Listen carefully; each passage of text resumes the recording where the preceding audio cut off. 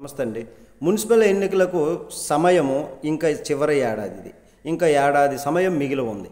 కానీ ఈలోపే YSR Congress party కౌన్సిలర్లను, municipal కౌన్సిలర్లను, అలాగే కార్పొరేటర్లను తమ వైపు తిప్పుకొని వారి అక్కడ మున్సిపల్ చైర్మన్లను, కార్పొరేషన్ చైర్మన్లను వారి హస్తగతం చేసుకునేటటువంటి ప్రయత్నంలో వారిని దింపేసి వాటిపై తమ జెండా పాతాలని తెలుగుదేశం ఆ విధంగానే పనిచేస్తుంది. అలాగే ఈ మాదిరిగానే జనసేన కూడా పనిచేసుకొస్తున్నటువంటి పరిస్థితి, బీజేపీ తోడుగా ఉండటం.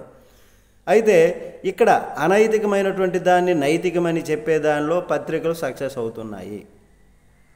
అది జగనే అయితే లాక్కుంటున్నాడు, ఇలా చేస్తున్నాడు, కాకినాడ విషయంలో అది జరిగిపోయింది, ఇది జరిగిపోయింది అని చెప్పేసేసి పుంకాలుగా రాతలు రాసేటటువంటి పరిస్థితి అప్పట్లో. మరి ఇప్పుడు జరుగుతున్నది అద్భుతమైన రాతలు రాస్తున్నటువంటి పరిస్థితి, అద్భుతమైనటువంటి వ్యూహము, రాజకీయ వ్యూహము, చతురత, నైపుణ్యత అనేటటువంటి విధంగా రాస్తున్నటువంటి పరిస్థితి రాసుకొస్తున్నారు. మరి జగన్ దెబ్బతిన్నాడు అంటూ రాతలు.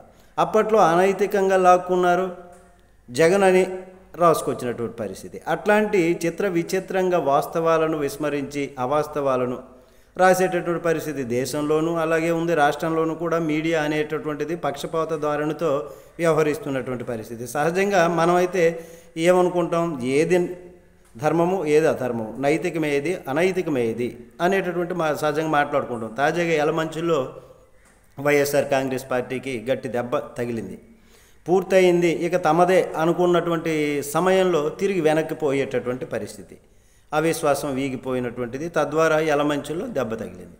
మొన్న విశాఖలో ఏం జరిగిందో అందరికీ తెలిసింది, అది దెబ్బతిన్నారు. అలాగే ఆధోనిలో సక్సెస్ అయ్యింది. కానీ తాజాగా ఇప్పుడు మాచర్లకు సంబంధించి నోటిఫికేషను విడుదలయ్యింది. మాచర్లలో వాడటం ఖచ్చితంగా ఖాయం అని కనిపిస్తోంది.